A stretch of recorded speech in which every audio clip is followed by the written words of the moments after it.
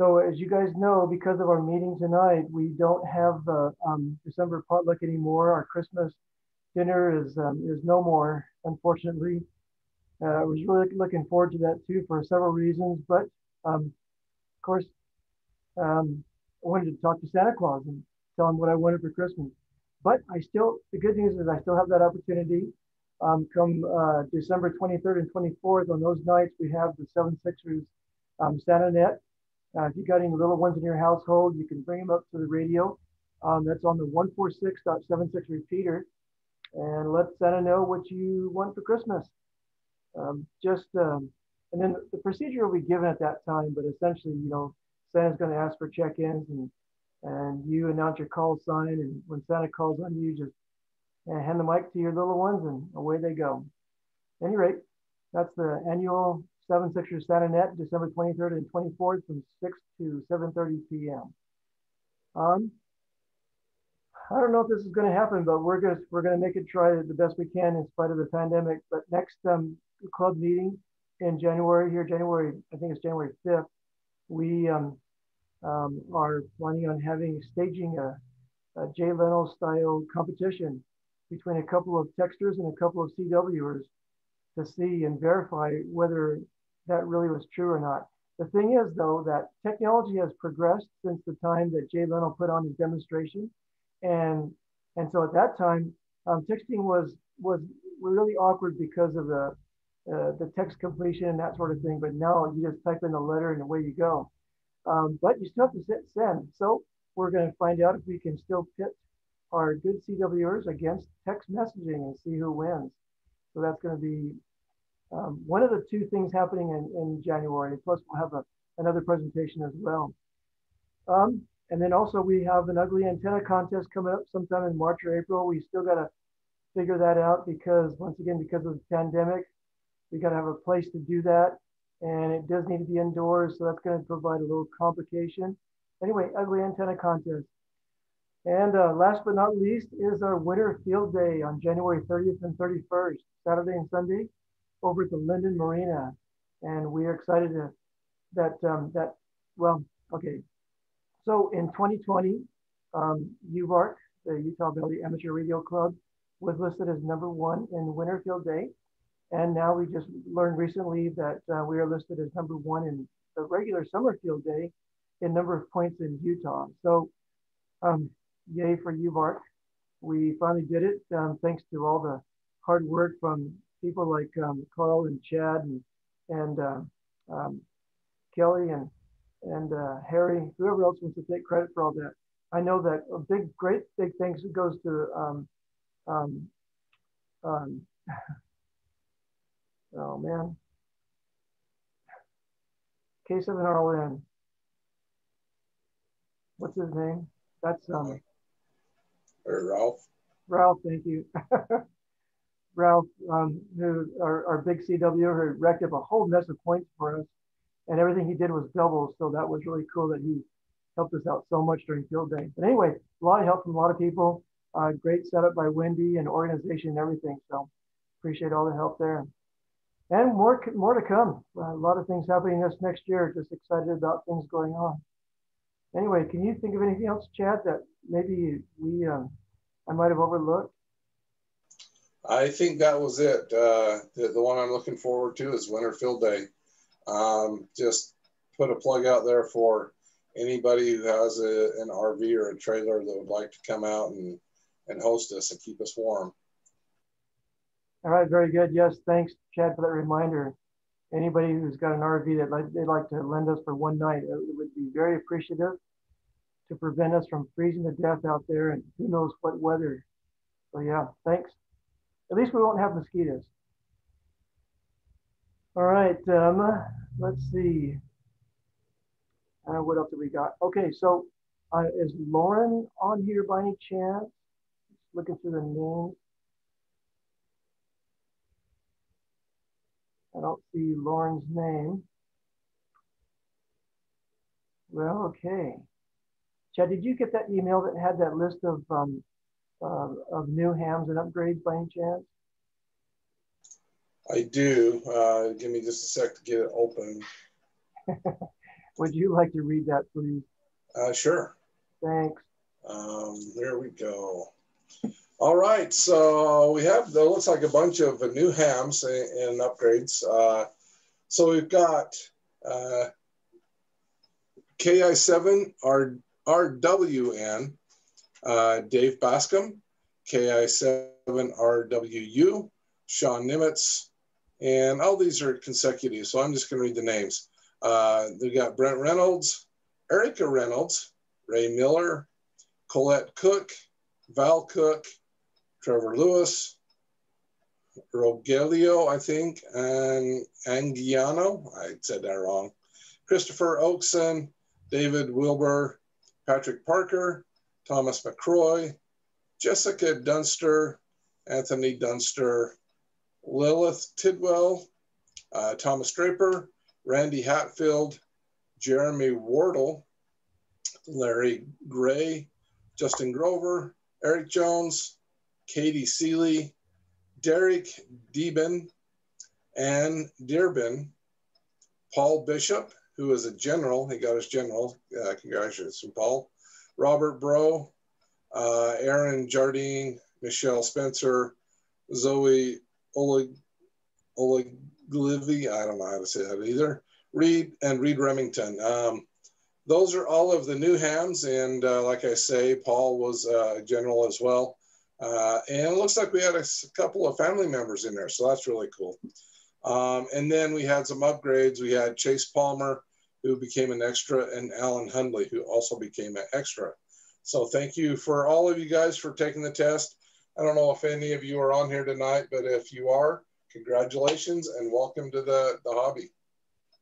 Thank you, Chad, and congratulations to all those new hams and welcome. I know a bunch of them have joined the club and we appreciate them.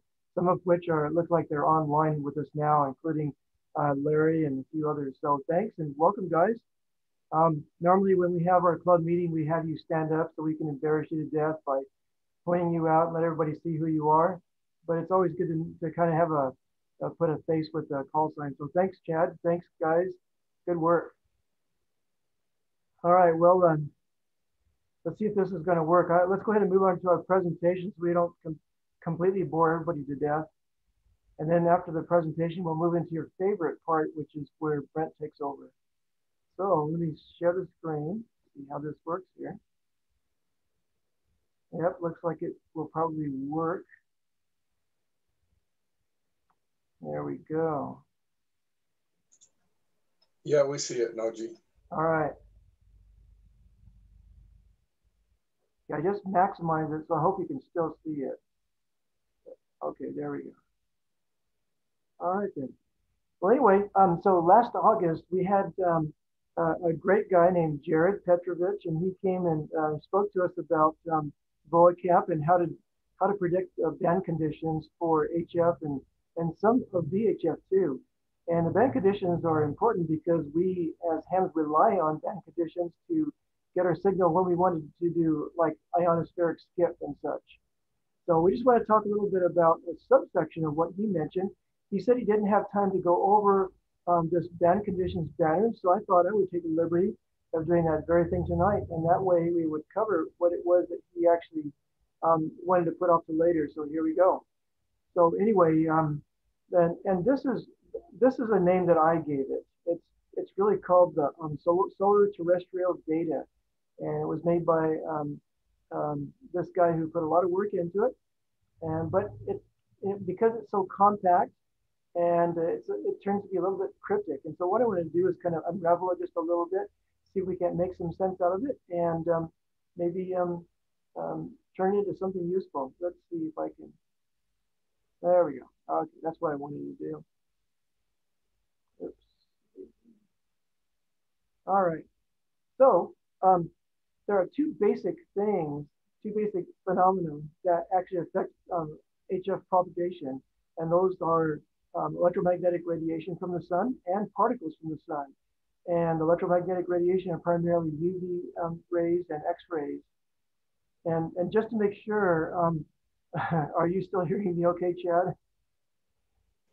Yep, you're good. Okay, because earlier when I shared the presentation, the audio went off, and I'm not sure why, but I'm glad it's working now. Thanks, Chad. Okay, thanks for that signal report. All right, so any rate, so this is, like I said, it's very busy. This little thing is quite compact. It's got a lot of information, and I just wanted to unravel some of it to help you understand what's going on in it and see how we can actually put it to use for our own good. But anyway, basically, like I say, electromagnetic radiation and particles, but there are other things too. Let's take a look and see what's going on. So first of all, there is this one section that everybody tends to look at first when this little banner comes up, and because they're interested in knowing what the HF conditions are. And so if they want to get on 20 meters, they might like to look at this and say, oh, 20 meters looks like it's open today, or it's, at least it's a fair enough condition where I can actually use it. And that kind of gives you an idea, because if it says poor, well, then obviously it's not going to work for you that well. And so this kind of gives you a very quick and easy way to look at what's going on here. But it doesn't tell you the whole story. And that's why I wanted to kind of go over this. This one section is where we go first, but we need to get a little more specific to get a better picture of what's really happening. Now, this does not cover anything from 160 meters and lower. So it just 80 meters to 10 meters, as you can see here, which is where most of the hams tend to operate. And that's why it's relegated to that. And, you know, for the sake of brevity too. Now, just to kind of start off, to augment the HF conditions, we have these things here that we want to just kind of mention. First of all, what comes from the sun? And this is primarily two things, and like I mentioned before. And I'm going to start off with just saying sunspots. Sunspots don't come from the sun, but because of sunspots, sunspots are places in the sun's photosphere that opens up a humongous amount of ultraviolet radiation and X radiation. And so as a result, we can get a lot more changes in our ionosphere because of that. In our ionosphere, upper layers especially, the ultraviolet radiation bombards the oxygen atoms, and then what they'll do is they'll actually free up electrons. And when those free electrons start floating around, then you've got the ability to actually refract your radio signals off the ionosphere because of them. So when that happens, then of course, you know, what that means is that more ultraviolet radiation, the more your band conditions will improve in that upper ionosphere. And this is reflected here by the sunspot number, first of all, because the more sunspots you have, the better your conditions tend to be, because then you have more ultraviolet radiation pouring from the sun to us. And the sunspot number, as you can see from the little chart down here, so this is actually a snapshot of today's band conditions.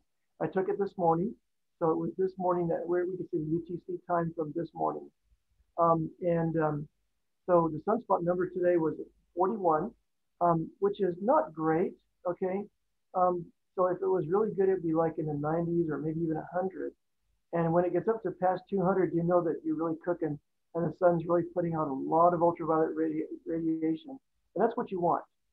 Now, there's also the solar flux index, SFI, which is really important too. This is actually kind of a reflection of that, because the solar flux index tells you just how much solar flux, in other words, the ultraviolet radiation is actually coming from the sun, whether you have a lot of sunspots or not. And right now, in fact, we haven't seen an SFI over 100 for a couple of years. And so because it's at 103 today, in fact, it was at 110 just a couple of days ago, but because it's 103 today, it's really nice. And that allows us to actually have, you know, 20 and 30 meter propagation. So if you look over to the right where it says band conditions, you can see that it's reflected there, saying that the 20 meters is looking pretty good. And in fact, we've been making 20 meter contacts last couple of days like crazy. So that just, you know, stands to reason. Now there's one more part to that, and that is the A and K index. Now, so when you have, you know, there's opposition in all things, right? So when you have the ultraviolet radiation coming from the sun, you also have the earth pushing back.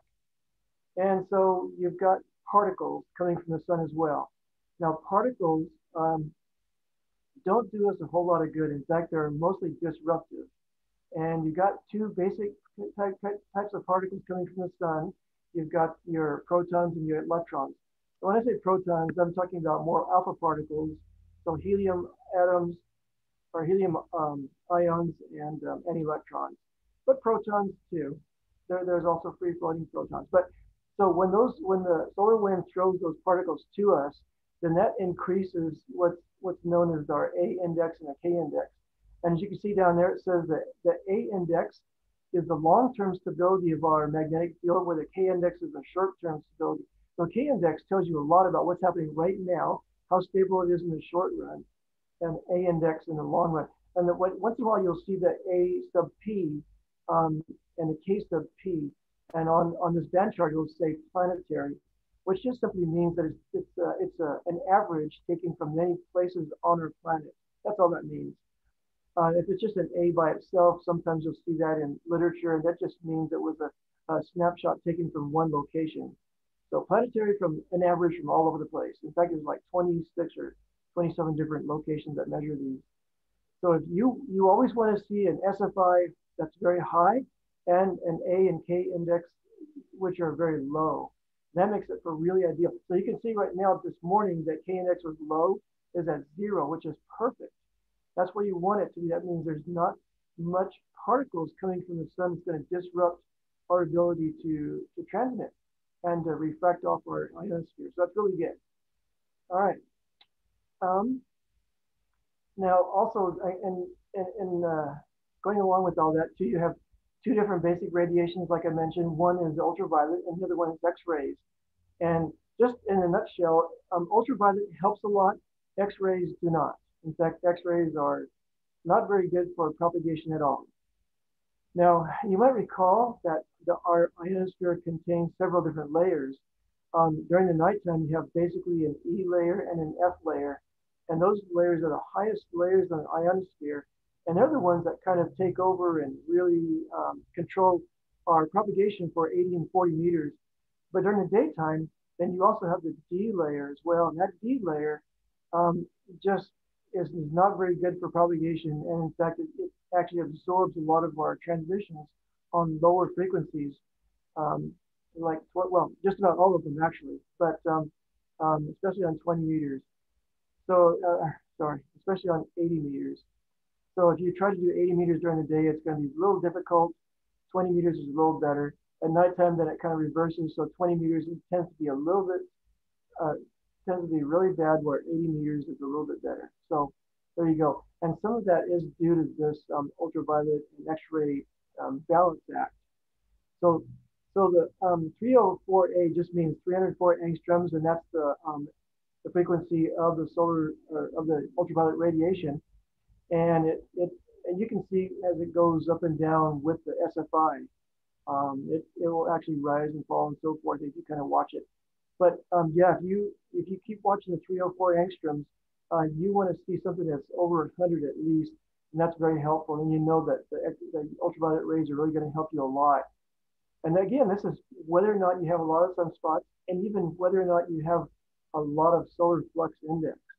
So this 304 angstrom ultraviolet radiation measurement is really important to help us know whether we're going to have good propagation. And if you ever see it go above 200, you know that things are going to be really good today for hitting around the world and getting to Antarctica, that one contact you want to get to. Now, X-rays, like I say, are rather harmful, not just to our bodies, but I mean, we're talking about to our propagation. So the higher the amount of X-rays, the worse the propagation is going to be. The hard thing is that because of sunspots, the sunspots are places on the sun where there's an outpouring of a humongous amount of ultraviolet and X-rays. And so because they're both coming out, well then the ultraviolet's helping us, X-rays are hindering us. And so you got, once again, this balance act that's coming out. So you're hoping that more of it's going to be ultraviolet and less of it's X-rays. And this kind of gives you an idea of where you are. The X-ray radiation, I don't know if you can recognize the scale here, A, B, C, M, and X. This is also a reflection of the scale we're used to seeing where we're talking about coronal mass ejections, ejections from the sun, which are particles, more or less, but they tell you about how strong and how severe they are. And this is a reflection of that. So this X-ray measurement here also show, how how strong or weak they are as far as the ABC levels. And if you get an X-ray level of X, you're not going to get anywhere. I mean, no matter how good the sunspots look, you're not going to be able to talk to anybody on 20 meters at all during the day. So it's just pretty bad. Anyway, and X-rays do affect the D layer more than they do other layers. But anyway, moving on, nutshell. All right. Now, the solar wind, let me just, in the solar wind, like I said, there are two basic particles. There are many, actually, but the two basic particles we're interested in are the protons and the electrons. And the proton flux density, well, let me just kind of just say in a nutshell, the solar wind, the more material there is coming at us, the worse things are going to be, because the more material that's going to be in the solar wind, the more disruptive they tend to be to our propagation. What happens is they get rerouted by our magnetosphere to the poles. That's where you get the auroras from. And because they do, if they get really strong, what'll happen is they'll start spreading out throughout the other parts of the atmosphere, ionosphere, and then really start disrupting our communication quite a bit. So you want to see the proton and electron flux to be low. If you're looking at these numbers right now that I'm seeing, this was taken, like I said, this morning. Those numbers are pretty high. The proton flux at 1650, I mean, that's humongous. Okay, you don't ever see that be too. Let me just check that. Make sure my numbers are okay here. I've got a little cheat sheet that I use.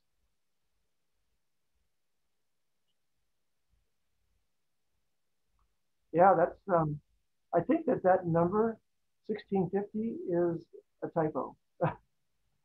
So that number really should never get above 20, maybe even 24. So I suspect that proton flux number is out of whack, which means that the electron flux number is probably also out of whack. So maybe this one I took this morning is not a good example. But yeah, because you should never see that number go above 20. If it does, we're just being bombarded like crazy. Electron flux, same thing. If it goes over 1,000, we're in big trouble as far as propagation. I mean, it's not going to hurt us really. But anyway, and also the solar wind down the very bottom shows you how fast they're coming at us. And that matters because if you see the wind coming at us at, over 600, 700, and this is kilometers per second, by the way, I forgot to put that down. But when that solar wind's coming at us this fast, then things get more disruptive too. So the faster and the more stuff there is coming at us, the more disruptive they are. So solar wind. I know I got to move this on faster because I think it's putting people to sleep, but I'm going to try to make this more interesting. Anyway, so now let's take a look at the geomagnetic response. So geomagnetic field, some of this is self-explanatory, some of it is not, and that's why I wanted to kind of bring it out. So this is a kind of a text interpretation of the KP index, and that's the short-term stability of our Earth's magnetic field. And it'll be listed as things like unsettled or severe storm or extreme storm. It'll say X storm, in fact. And when you see that, then you know it's so disrupted out there that there's no way you can use 20 meters during the daytime or even 80 meters at night. So when you got that kind of a storm going on, there's just no propagation around, even outside your state even. So that's something to watch for. It's always good to see inactive. When it starts to say unsettled, then you know that things are going to be reflected elsewhere in an unfavorable fashion as far as band conditions. And then you got this little, I forgot the noise level.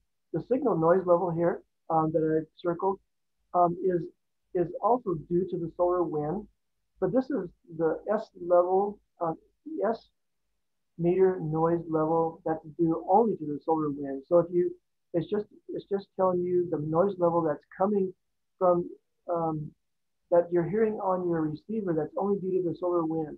So you might have noise from other things in your house like that wall wart or laptop power supply, but if even those things are gone, if you're out in the middle of nowhere and you brought up your radio and you heard almost no noise, you're doing good, but you're going to hear at least this level of noise. And this is what's coming from the solar wind, because that puts out noise too at a certain frequency. So if you hear, you know, obviously you know what an S meter is. So if you're hearing S0, you know it's really good, and S7 is going to be just atrocious. Then there's this thing called a B sub Z down the lower left corner. And let me just tell you that that besides the Earth's magnetic field, the other planets kind of matter too. This is called the interplanetary magnetic field alignment. And what you want for an ideal condition is for all the planets, how do they say it? All the planets to be aligned? Well, all the planets net magnetic field to be in line with the Earth's magnetic field. If that were the case, then you would see this thing go clear up to, you know, 15, 20 in the positive. And when that happens, then you know that there's nothing that the planets are doing that's going to disrupt our magnetic field and therefore change anything in our magnetosphere, which therefore allows the magnetosphere to do its job to push all the bad particles up to the poles instead of allow them to come down to you and disrupt your signal. So when the B sub Z is down to negative, then you know that our magnetic field is contrary, well, sorry, that the planetary magnetic field is contrary to ours, and so it's going to fight it, meaning that it won't cancel things, but it'll actually make it worse. And so you want to always make sure, you always want to see that the B sub Z is always positive number. This morning was negative 3.2. That's not terribly bad, but you know, it doesn't help things that the interplanetary magnetic field is negative. So you want it to be more in the positive. It's just something that's fighting us. All right. And so we have aurora propagation. And since I'm Asian, I can't say that word very well. Aurora. See, I've practiced this like 5 times today. I still can't say it. Aurora. There you go. It's like saying Provo River or Wilford Woodruff. I just can't say those things. Anyway, so with that aurora happens again because of all those particles going to the poles side because of our magnetosphere. And again, when our B sub Z goes negative, then aurora tends to go a little lower. And when you see this thing, you know, happening, the aurora latitude starts getting down to like, you know, into the 50s. Then you know that you're really going to have a lot more disruption. But at the same time, if you wanted to do aurora propagation, then you know it's going to be good for that. However, those who have done auroral propagation know that it's just a very difficult way to communicate with anybody. You know, because the sound is so terrible. All you can probably get through is CW. That CW is usually what people use on auroral propagation to get around talking that way. Anyway, no, I won't beat that one to death. Okay, I already did. The VHF conditions are a little bit deceptive because they don't tell us everything about what's happening here. I'll just put it in a nutshell. Basically, what it's telling you is how sporadic E is affecting VHF. And this, so we're talking about VHF on single sideband, and this is anywhere from 2 meters to 6 meters. So between 50 megahertz and 150 megahertz, it's answering the question of, well, how is sporadic E working to make, you know, do propagation for us on 2 meters or 6 meters and such. And right now, when it says band closed, it's simply saying that there's just no way you can propagate on sporadic E 6 meter signal very far. You might have to go line of sight instead. So yeah, when 6 meters starts to get open, then this is the place to look. And you can see that it tells you that 6 meters is good. And when it says EU, it's for Europe. And I'm not sure why there's not a 6 meter sporadic E for North America, but maybe they're assuming that if it's good in one place, it's good at all of them. I don't know. But at any rate, this is maybe a little bit European centric. I don't know. But at any rate, kind of gives you an idea, but it doesn't tell you everything. So you're not going to know everything that's going on with FM, for instance, or other modes like PSK or what have you. So yeah, it doesn't tell you everything. anyway, it's kind of just if you want to do single side down on one of these, how far can you go? And that's kind of what it says. Down here in the lower right, you have the solar flare probability. And I guess the first question people tend to ask is, who cares? If we're having a solar flare, yay, let it happen, right? Well, if there's a probability of a solar flare, what happens is that our propagation actually reflects the ionosphere condition, reflects the actual particles that come from solar flares. So solar flares will actually throw out particles aside from what the, or I should say, over and beyond what the solar wind already carries. So solar flare will not only throw out the protons and electrons, but also on the solar material, ejecta, plasma, it'll throw out other materials too. And this stuff coming from the sun is not helpful to our propagation. Once these things hit our atmosphere, especially the magnetosphere, then we can get a lot of geomagnetic activity, and that's disruptive to our propagation. And right now, this morning, it says we have a 41% of getting a solar flare. Now, let me just tell you that solar flares happen all the time. So honestly, the propagation of a solar flare is 100%. I mean, you're always going to have one 24/7. But what they're saying is, what's the chance of us getting a solar flare from the sun that's actually going to throw out ejecta in our direction? That's what they're trying to say. And how much is it going to affect us? And as a matter of fact, this is going to affect us from 40 meters through 160 meters. And that's what this is for. And that's just, again, general idea. And I think this is the last one, but so the MUF is the maximum usable frequency. People tend to look at the maximum usable frequency and to find out exactly how high a frequency can I go and still use skip, or in other words, ionospheric skywave, if you will. And so there are two listings of the MUF on this.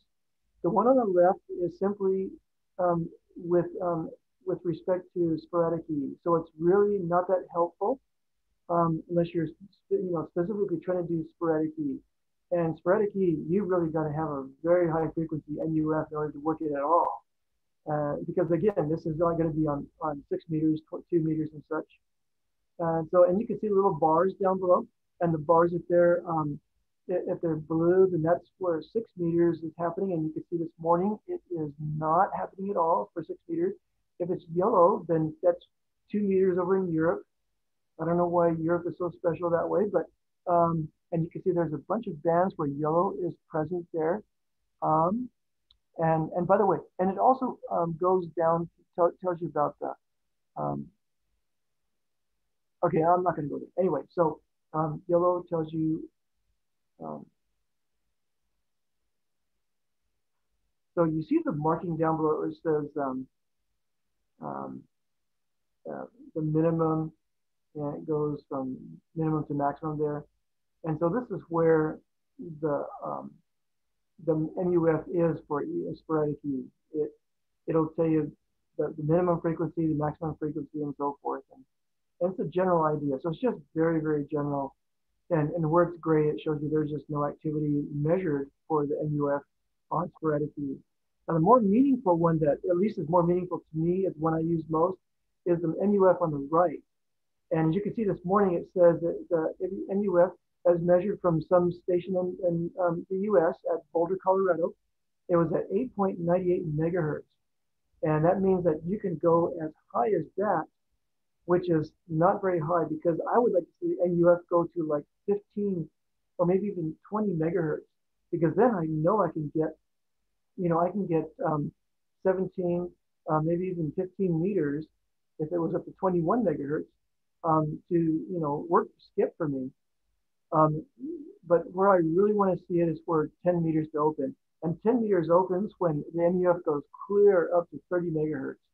When you see the MUF go to 30, then you know that you can jump on 10 meters and contact folks in Argentina and Chile and Brazil and on and on and on. There's a lot of fun doing that. Anyway, I believe that is it. So Noji, just a quick note. Yeah, please. I was just looking at N0NBH's website, the guy that wrote this. The reason he doesn't show the North American, or the 6 meter propagation for North America. Oh yeah, yeah. He doesn't have a source for it. Oh, I see. I see. Just so if anybody knows of a source, he's looking for one. So you're talking about a measurement source? Yep. Okay. All right. Yeah. Well, that's good to know. I did not know that. Thanks for sharing that, Chad. Yep. All right. I've kind of blasted through this whole thing for sure, and I really did not stop to ask anybody for questions. And I know there's lots of questions about this throughout this. So if anybody has anything they want to bring up question-wise, this is your time. Go ahead and unmute and just ask away, please. Let's see if I can answer. Noji, I got a question. Go ahead.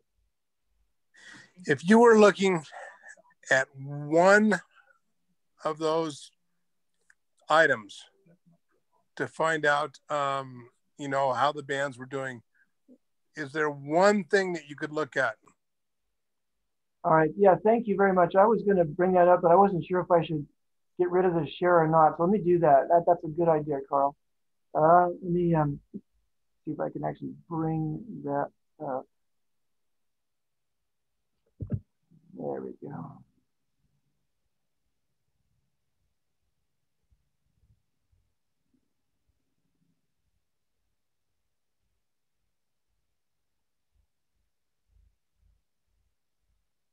I'll sing a song while we're waiting for me to find this thing, and then I can bring it up. Let's see.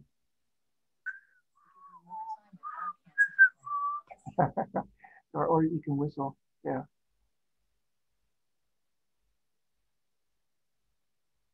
Oh, there it is. All right, here we go. Okay, I'll go and share this. So, I have. I'll go ahead and copy this link, in fact, and I'll put it in the chat. Let's see if I can get it there.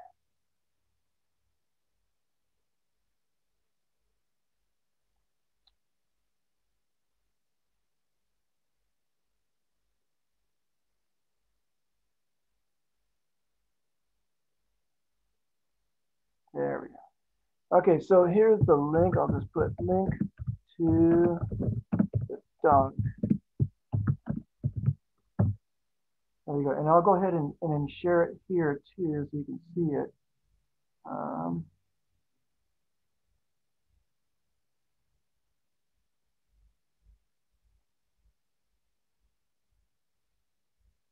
There, okay. So yeah, this doc, I put this together some time ago, and this is also explains everything about it, every detail, so you can go out on your own and kind of think. This is what, I think this is what you're talking about, isn't it, Carl?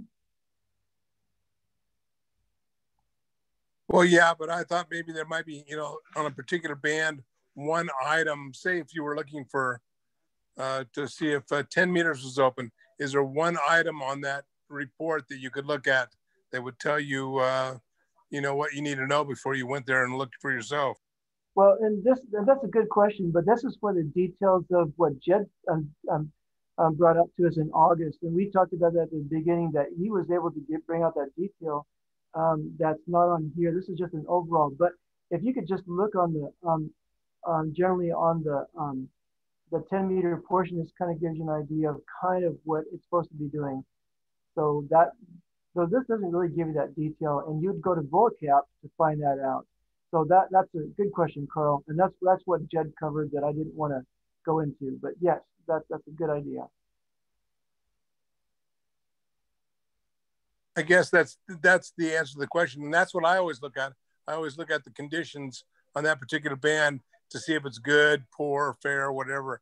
That's the one thing that I do look at. Yes, absolutely, and yeah, if I wanted to know exactly what's going on and see how many spots there were or what things really look like, then I would use Vhf for sure, no question about it. This is just a very general overall view of what's going on. That was the purpose of my discussion tonight. So yeah, you're totally right. This is not for the details. Anybody else? Questions?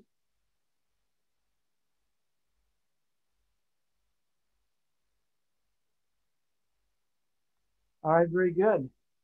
All right. Noji. Thanks to everybody. Noji, Sorry, go ahead, Gary. is that tutorial you just had up available on the website or page? Yes, it's available on my website and it's available on the club website. And I just now made it available on the chat side of our Zoom here. So you can always go there and pull it up there as well. Okay, thank you. You bet. Anybody else? All right then. Well, the boring part's over. I'm going to turn the time now over to Brent. And Brent, are you on frequency? Do I need to send him a text to wake him up? What? Oh, oh, sorry, I just got up from a nice nap. All right, good evening, everyone. Good evening, everyone. Tonight's door prizes are a signal stick antenna, a work light, a 5-foot metal tripod, an annual ARRL membership, a dual band handheld transceiver, and a Pocris J-pole. So we're going to start with the signal stick antenna. Once again, all names are in here. Pick one at random. 2020 KF7KQF, Stephen Holt. Yay. Stephen, are you still with us? Yes, I'm still here. All right, congratulations. You are the proud winner of a brand new signal stick antenna. Wonderful. Thank you. You're welcome. All right, a work light, prize number 5. Just a second, Brent. I'm gonna capture this stuff on the email. Just a sec here. And Stephen, I think you're very brave for selecting 2020 as your number. Well, I'll tell you what. Here, I thought of all those numbers between 1,000 and 9,000. I thought this was the year of 2020, and that's what I selected. So, yeah, we're all busy trying to get away from 2020. I know we're almost done with it. I just picked my birthday because it's a number I can remember. Yes. Yeah. All right. So what'd you pick, Steve?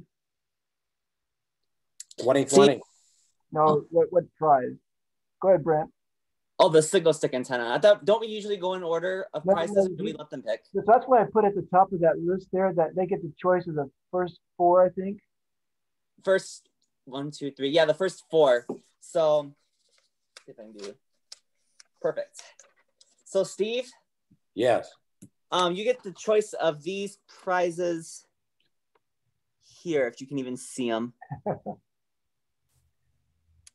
So actually, I'll just read them off to you. So you can either have the signal stick antenna, the work light, a 5-foot metal tripod, or the annual ARRL membership. I'll take the signal stick. Okay. Okay, so noted. Thank you. Okay. Lucky winner number 2.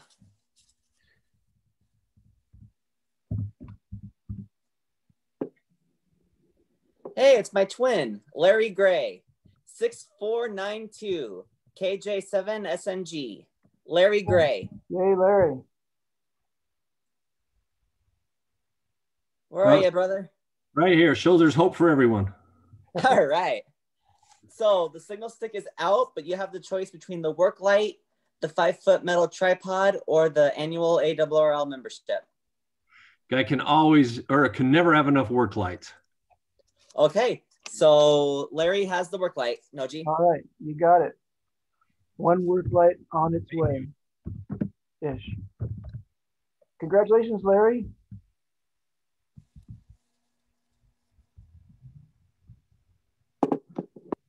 $1032 WS7RJT Scott Armstrong. How does Scott Wahoo! Alrighty. win so many things? Wait, did Scott win last time too? No, but he seems to win a lot of stuff, and I don't know. And he's pretty good at computers, so I'm thinking maybe he hacked into our thing. Either that or you hacked into my bolt. Who, me? Good with computers? Okay, Scott. We've got the metal tripod or the annual ARRL membership? I have been actually looking for a metal tripod for a very long time. Okay, so the 5-foot metal tripod it is for Scott. Thank you very much.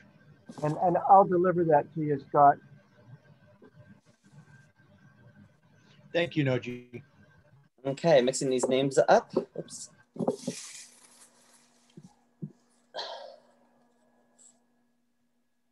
Wanda McPherson, 2191, W1NDA. Hello. Wanda, Yes, Wanda. congratulations. You are the Thank you. proud winner of a annual ARRL membership. Well, great. Thanks. Congrats. That's okay. Okay, so now we're on to the two main prizes, and we're gonna start. Do we just let him pick one of the two, Noji, or should we just say first prize, first winner gets the It's second up winner? to you, man. It's up to you. All right, let's just do this. First winner, we're gonna do the Parkhurst J-pole first. So the name I pick out gets the Parkhurst J-pole.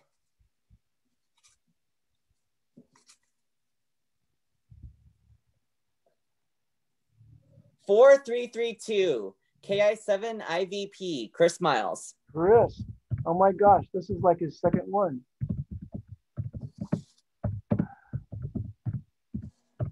Okay. Very good. And I'll be sure I'll get that antenna over to Chris. Congratulations, Chris. Wait a minute, is Chris actually on? Chris, are you on? Must be present to win. I think he's muted. I see him there. He's muted. Okay, all right. But I see him. He's waving. He's waving his arms Oh, around. congratulations, Chris. Okay. He really started waving when you thought he wasn't there. Okay, next is the dual band handheld transceiver. Here we go.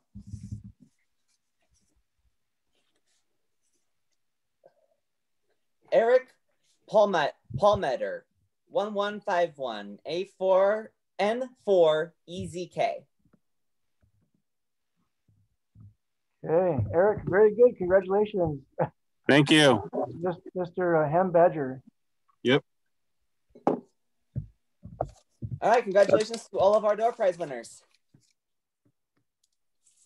I'll talk to you about that too, Eric, afterwards. Anyway, very good. Thank you, Brent, so much. Thank you. You always do it in such an expert and professional way, too. We so appreciate your work. Well, thank you very much. All right. Hey, Brent, you forgot to wash your face. Ah. That's funny. That's what Lisa said. Yeah, what about you, Carl? You've missed a few spots. All right. Does anybody have anything else they want to bring up at this time before we shut her down? Chad or Carl or anybody? I don't have anything. All right, guys. Thanks for all your help and attention and everything. I think we managed to get up to like 68 participants tonight. And this will be recorded, and I'll send out the link to the recording on YouTube later on. Thanks to everybody. Appreciate it. Have a good night. 7-3 to all. Thanks. Thank you.